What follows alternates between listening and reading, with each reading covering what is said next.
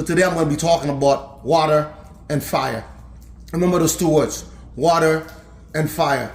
So in Luke chapter 3 verse 16, John was telling the people, giving a testimony about himself, who he was.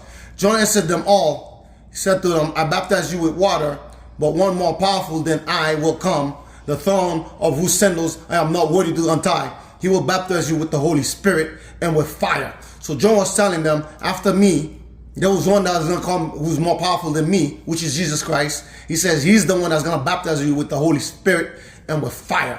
Remember that. John was telling the people Jesus is going to baptize them with the Holy Spirit and with fire.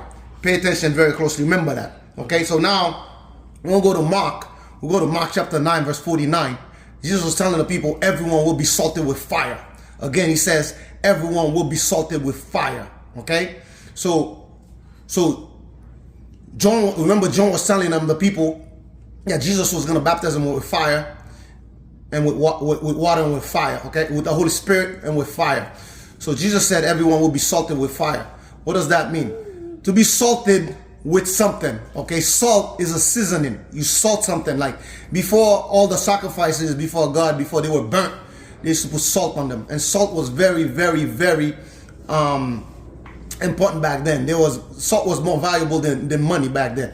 Okay, so even nowadays people are still using salt to preserve things. Okay, preserve things like their fish. If you go on a people like way that they don't have a refrigerator, they salt their fish. Okay, they put salt on it to preserve it. So Jesus says everyone will be salted with fire. Okay, pay attention, salted with fire. Okay, so there's a correlation between water and fire. Okay, so water and fire. Remember water and fire. So now we're gonna go to Matthew 20, chapter 24, verse 37.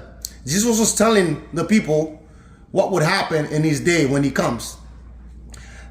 And Jesus says in Matthew 24, verse 37, as it was in the days of Noah, so shall it be at the coming of the Son of Man. The Son of Man, Jesus also always referred to himself as the Son of Man. Okay, that's talking about himself. He said, for in the days before the flood, people were eating and drinking, marrying and giving into marriage up to the day Noah entered the ark. Okay, and they knew nothing about what would happen until the flood came up and took them all away. This is how it will be at the coming of the Son of Man. So what Jesus is referring to, he says in the days of Noah, the people were doing all these things, living the best life, eating, drinking, getting married, and they had nothing. They had no idea. They didn't know what was coming. And then the flood came. Now he says to them, it's going to be just like when I come. Okay, remember water, flood, everybody died in the flood or Noah, in the days of Noah. Only 8 people were saved. Okay, I'm trying to ask the question, how many people will be saved when Jesus comes? Because it won't be a flood when he comes. It'll be something else. Remember water and fire? It'll be fire when Jesus comes. Okay, and then Jesus explained to them, he says 2 men will be in the field, one will be taken and the other one left. What the Bible did not finish saying, it says the word you want to put behind left means left to die. Okay, when Jesus comes, people think the rapture, he's going to take the church. Everybody going to die, okay? Only those who believe in him, those who have the Holy Spirit will not die, okay? He'll take them and everything. The whole earth will mourn because of him. Everybody's going to die, okay? So you might think, oh, he's crazy. He doesn't know what he's talking about. I'll prove it to you, okay? It says 2 women will be grinding with a hand mill. One will be taken and the other one left to die, okay? You're going to die if you don't go with Jesus when he comes back. Okay, now to make my point telling you you're going to die. So we'll go to 2 Peter chapter 3 verse 10. Peter was saying again, the day of the Lord will come like a thief. That means you will not know when Jesus comes. He says the heaven will disappear with a roar. Okay, everything's going to disappear.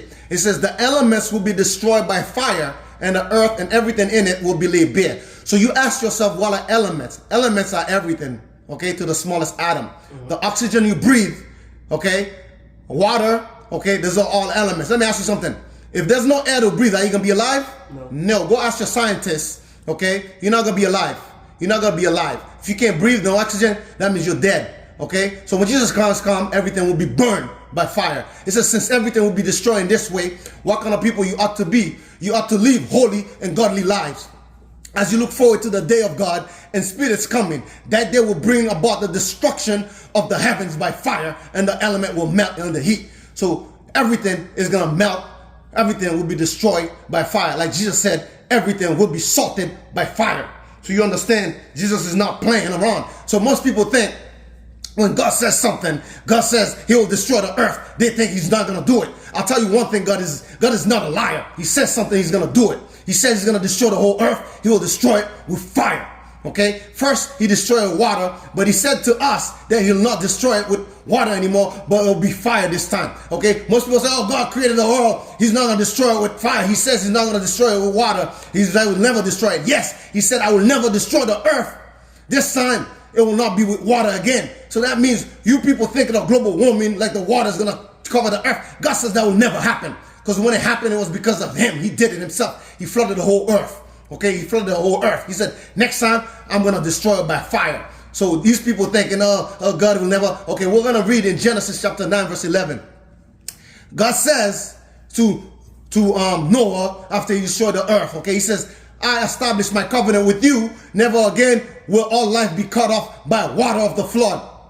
So that means he didn't say fire. He says by water. He says, never again will there be a flood to destroy the earth. The flood, water will never destroy earth. So he didn't say the earth was not going to be destroyed. He said it will not be destroyed by water. Open up your ears and eyes to understand what the Lord is saying. Okay, and it says, and God said, this is the sign of the covenant I'm making between me and you and every living creature with you. A covenant for all generations to come. I have set my rainbow in the clouds, and it will be the sign of the covenant between me and the earth. So God gave you the covenant, a sign. The rainbow is the sign of his covenant to remember that he will not destroy the earth with water anymore. But what people, they're making fun of him. They're using the rainbow sign now for gay and lesbian sign. They're making fun of God. They're mocking God. Continue mocking God. Okay, that was his sign he gave us between an agreement between him and the earth, saying he will not destroy water. Okay, he says, whenever I bring, verse 14 says, whenever I bring clouds over the earth and the rainbow appears in the cloud, I will remember my covenant between me and you and all living creatures of every kind. Never again will the water become a flood to destroy all life. So the water will never cover the earth again, but he will destroy it this time by fire. Like I said previously, show you. Okay, the day of the Lord, 2 Peter chapter 3 verse 10 says everything will be destroyed by fire. All the elements will melt. So God is not playing around. God is telling you that he is going to destroy everything by fire. As Jesus said, everything will be salted, seasoned by fire. Okay. Now, Jesus want to give you one last thing. Okay, one last thing I'm going to tell you guys, and then I'm done.